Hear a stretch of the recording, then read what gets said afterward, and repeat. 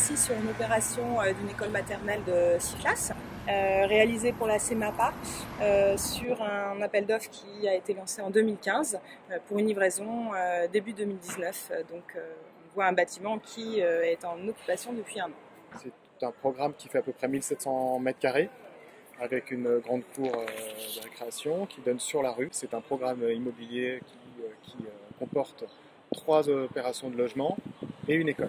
La CEMAPA, en 2015, lance une consultation restreinte de maîtrise d'œuvre avec un cahier des charges assez précis, mais avec la volonté et la demande au concepteur d'engager une construction biosourcée, bas carbonée, permettant de répondre à la fois à des objectifs thermiques pour le bâtiment, le confort, mais surtout posant la question de la qualité des matériaux et ce qu'ils engagent en énergie et en carbone lors de la construction. Cette école en fait a été construite en bois, ossature bois, avec une isolation en botte de paille, et puis répond aux performances Passive House.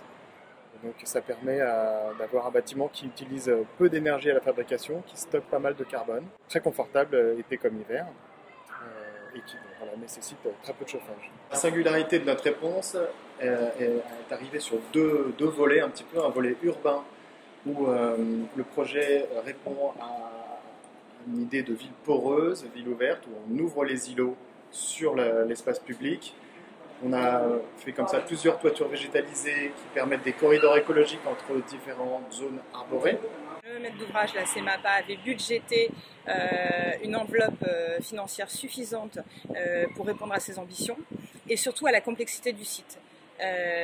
Complexité urbaine, complexité de fondation, complexité de chantier. Néanmoins, le budget alloué par le maître d'ouvrage nous a permis de pousser des performances thermiques, notamment en engageant le triple vitrage, et à répondre au-delà de son cahier des charges initial, puisque le Passive House n'était pas demandé, c'est une proposition de Corentin Desmichel sur l'opération. La particularité, c'est que ce système commence à se développer en milieu urbain dense, et pour des programmes qui n'avaient pas forcément l'habitude en milieu urbain de le développer. C'est remis au goût du jour par des maîtres d'ouvrage, des architectes, des ingénieurs environnementaux qui poussent la chose.